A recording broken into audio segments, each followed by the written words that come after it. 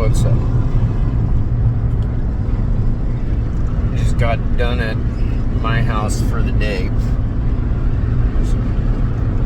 Buttoning up the flooring before I put the vinyl in, and when I got done cutting the small pieces to fill in along the strip next to the tub and all that, I realized I not only needed more screws to finish that, because generally most people use nails. I decided to use some galvanized decking screws, and then I've got to try and find some rubber cement. Some people might find it strange, about using rubber cement on a floor, but the intent of that is to paint it over each of the screw heads so they don't get filled with a bunch of shit and all that after the vinyl gets put on. And it makes it easy to find them and all that, because once everything's down, the rubber cement might become a little discolored or whatever, like anything else sitting in a dirty floor, but they'll be able to find the screws and then just peel back the rubber cement and unscrew it.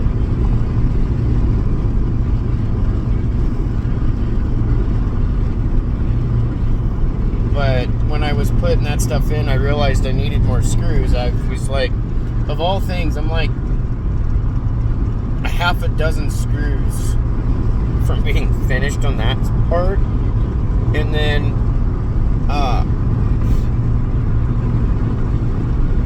I also realized I left the vinyl flooring. So I gotta go grab that and bring it back to the house so I can get that finished tomorrow.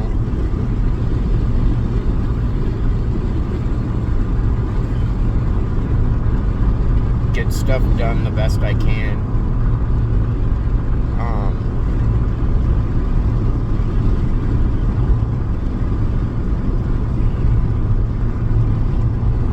I have to stay down here anyways till like Thursday evening, Friday morning, because I have to go get my MRI on my spine again, on the midsection of my spine this time, instead of like my neck and my lower back. They're doing it with the midpoint of my back, sorry. But I'm getting this stuff knocked out. I still have to get a hold of a couple of attorneys or whatever, because I have to deal with some property easement thing, because my shop, and I call it a boathouse or woodshed, but I guess it's a carport. When the original owner bought the place, he bought all that land, and then he had that stuff put in. Well, then the county and state subdivided the land, and now basically after that, and that was back in 79, so they did it right after he put in the shop and stuff. But they subdivided everything, so now it's sitting on technically somebody else's property. And even though the guy who bought that property already knew that the buildings were on there and they weren't his, that he wasn't buying the buildings or whatever, I still have to go through this big bullshit this big bullshit property easement thing. I didn't have problems when I bought the house, but I'm having problems trying to fucking get rid of the house. And it's because I'm dealing with Californians, and I don't blame them. Like, if you're not aware of the laws in another state, you don't want to be wasting your money on something to find you're going to get stuck with a bunch of shit. But when you've already presented all the proof needed to show that these buildings are legally there, they were grandfathered in, here's the fucking laws, here's when this shit was done, and they still keep going, it's like, I'm getting to a point, I'm burned out. I'm still getting shit done. I still got to get a hold of the bullshit attorneys to get this dealt with. The realtor's sitting there going, I don't know if the other owner will allow an easement. And it's like, the other owner already knew he bought land that had somebody else's buildings on it that were built there before he even bought the land and before that shit was subdivided. Like, they already acknowledged it. And so it's just one thing after another.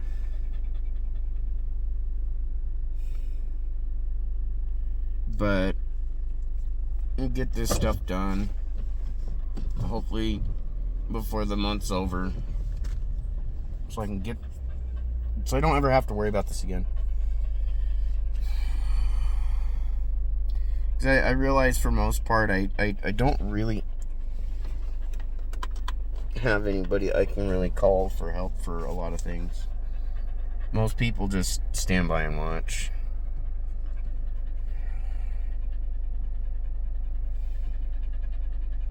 Now I should be getting my dog Masha back here at the end of the week. And her little paw print thing. I have her little ducky here on the dash.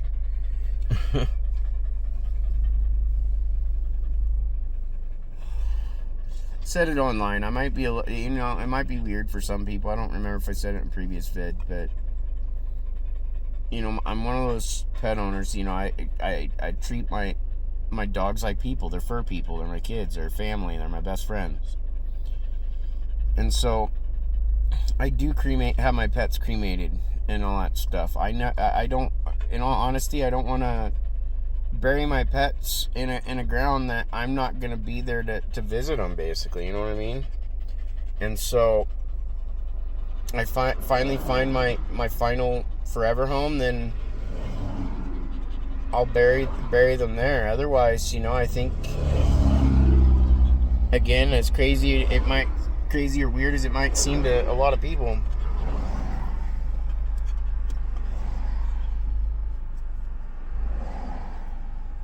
I plan on my dogs being buried with me. So my casket's gonna probably be a little full. And like with my brother, I've been trying to. There's just so much shit going on. I haven't been able to get out and spread his ashes and all that stuff. And I end up taking him with me when I moved. And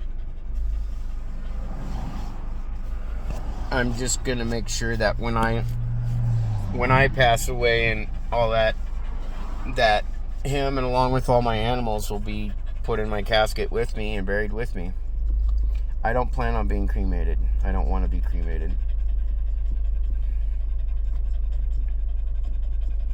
So even if it means having to go and pay whatever I need to pay to have, say, like a part of my property of wherever I move to turned into a cemetery. A little family cemetery with a single crypt on it, and that.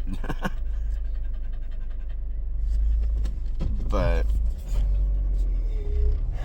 dealing with road construction right now. But I figured I would just kind of update a little bit. It's not super negative, not super positive. It's just kind of right there in the middle. Still dealing with a lot of bullshit, but I'm getting some things done. And Mr. Bear's been helping me get stuff done too. Huh, Coda? You've been a good helper, haven't you, baby boy? My dogs are my best friends. And he's been one of my best friends, especially. He's Masha's daddy. But anyways, thanks for watching. I gotta pay a little more attention to the road and all that while I'm driving through this road construction. So try and have a good day. Stay positive out there even when things get difficult. It's okay to hurt. It's okay to be angry. Just find a way to break free from it so you don't get stuck in it. Later.